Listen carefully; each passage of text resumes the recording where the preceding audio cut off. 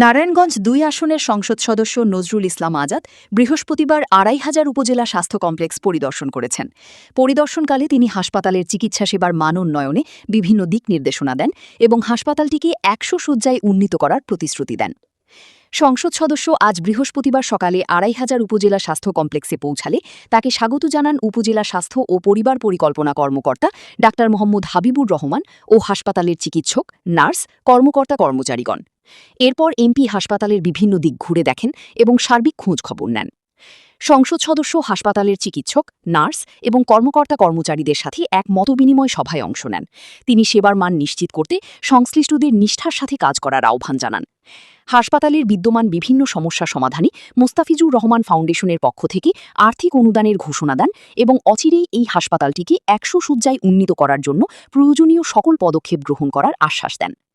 পরিদর্শনকালে সংসদ সদস্যের সাথে আরও উপস্থিত ছিলেন ২৫০০ উপজেলা নির্বাহী কর্মকর্তা মোহাম্মদ আসাদুর রহমান, উপজেলা সহকারী কমিশনার ভূমি মোস্তাফিজুর রহমান ইমন এবং ২৫০০ থানার অফিসার ইনচার্জ মোহাম্মদ আলাউদ্দিন। এ সময় উপজেলা বিএনপির সভাপতি ইউসুফ আলী ভূঁইয়া, সাধারণ সম্পাদক মোহাম্মদ জুয়েল আহমদ জুয়েল সহ স্থানীয় অঙ্গ সংগঠনের বিভিন্ন পর্যায়ের নেতাকর্মীবৃন্দ উপস্থিত ছিলেন। যেহেতু হসপিটাল একটা সেবামূলক প্রতিষ্ঠান, এখানে জনগণের সেবা নিশ্চিত করার লক্ষ্যে কিছু বিষয় আছে। ওনাদের এই যে কিছু ব্যাপার দেখলাম, তো এখানে আপনার ১,১০,০০০ টাকার মতো আসে। তো এখানে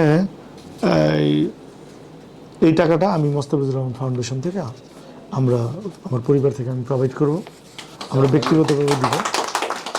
আর আসলে আমি এইখানে মেম্বার অফ পার্লামেন্ট হওয়ার পরে আজকেই প্রথম ভিজিট আপনাদের সাথে। আমি যেটা বুঝলাম, এখানে আসলে অনেক কিছু ঠিক আছে। আমাকে একজন কোশ্চেন করেছেন, এখানে আশপাশের অনেক থানা থেকেও লোকজন সেবা নিতে আসে। আমি ডাক্তারদের সাথে কথা বলে যেটা বুঝেছি, ডাক্তারদের যথেষ্ট উৎসাহ আছে, কাজ করার মতো তাদের উদ্দীপনা আছে, সদিচ্ছা আছে। It is very good. আপনাদের কথা শুনে আমার খুব ভালো লেগেছে। তো আমি মনে করি আপনারা যেন প্রপারলি কাজ করতে পারেন, এটা আমার খুবই আনন্দের বিষয়। আমার থানায় অন্যান্য থানা থেকে লোকজন আসতেছে, সেবা নিচ্ছে, এটা আমাদের থানাকে আরও গৌরবোজ্জ্বল করবে, আমি সেটা আশা করছি। এবং আপনাদেরকে স্পেশালি ধন্যবাদ জানাচ্ছি। এখানে আমাদের প্রধান যিনি আছেন, তার নেতৃত্বে আপনারা সুন্দরভাবে কাজ করছেন এবং প্রপার সেবা নিশ্চিত করার চেষ্টা করছেন, তার জন্য অনেক অনেক ধন্যবাদ। আর স্পেশালি আমি অবশ্যই ওনাদের যে শর্টফলগুলো আছে, সেটা গভর্নমেন্ট ফ্যাসিলিটিসে যেগুলো করা যায় সেই ব্যাপারে আমি সামগ্রিকভাবে মন্ত্রণালয়ের সাথে কথা বলবো এবং এই ফ্যাসিলিটিসগুলো যাতে প্রপারলি হসপিটাল পায় তার জন্য আমি কাজ করবো ইনশাল্লাহ। কোনো প্রবলেম নেই, আপনার যে কোনো বিষয় আমাকে বলবেন, আই উইল বি দেয়ার। আরেকটা বিষয় হলো, কিছু বিষয় যেগুলো গভর্নমেন্ট পাবে একটু লেট হইতে পারে। আমি আমার ফাদারের নামে একটা ফাউন্ডেশন আছে, মোস্তাফিজুর রহমান ফাউন্ডেশন, যেটার সভাপতি আমার ছোট ভাই রাকিবুল ইসলাম। তো আমরা কিছু বিষয় আমি আমার সে ফাউন্ডেশন থেকে আমি প্রয়োজনে, যেহেতু হসপিটাল একটা সেবামূলক প্রতিষ্ঠান, এখানে জনগণের সেবা নিশ্চিত করার লক্ষ্যে কিছু বিষয় আছে। ওনাদের এই যে কিছু ব্যাপার দেখলাম, এখানে যেমন আপনার লাগবে, ডেন্টাল ট্রিটমেন্টের জন্য মাসে ৩০ থেকে ৩৫,০০০ টাকা লাগবে। তারপরে আপনার পরিচ্ছন্নতার জন্য আপনার এখানে ৩ জন, পরিচ্ছন্নতা প্লাস ওই যে বিভিন্ন চুরি হয় সেটাকে সিকিউরিটি পারপাস ট্যাকেল করার জন্য এখানে ৩ জন, ৩০,০০০ টাকা। তারপরে আপনার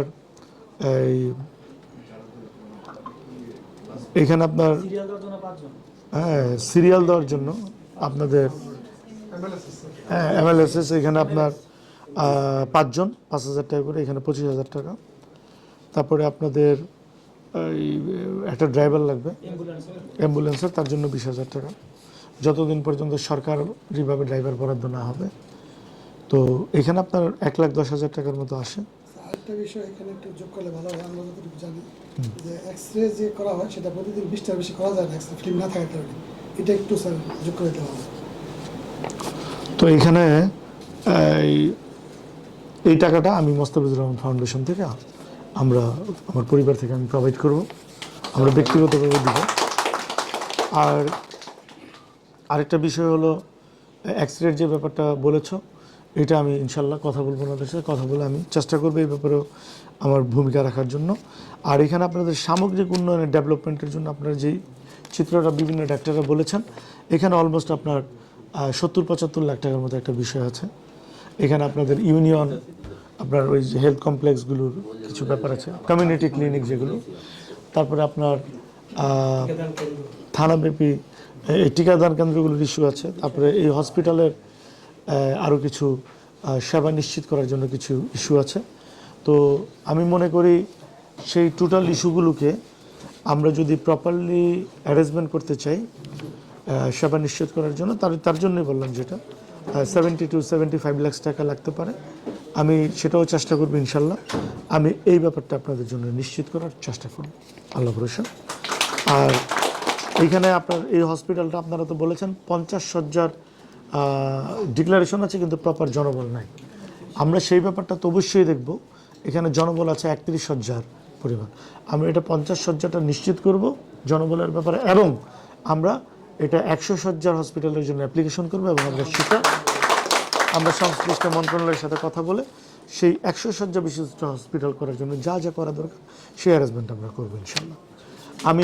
আপনারা ভালো থাকবেন, আপনাদের সাথে আবারও দেখা হবে ইনশাল্লাহ। আজকে আপনাদের সাথে পরিচিত হয়ে কথা বলে ভালো লাগলো।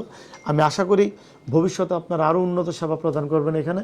যেই সেবা দেখে মানুষের কাছে আপনাদের প্রশংসা শুনে আমার আরও ভালো লাগবে, মাঝে মাঝে তাহলে আসতে ইচ্ছে হবে, আসবো ইনশাল্লাহ। সবাইকে অনেক অনেক ধন্যবাদ জানিয়ে শেষ করছি। সবাই ভালো থাকবেন, বাংলাদেশ জিন্দাবাদ।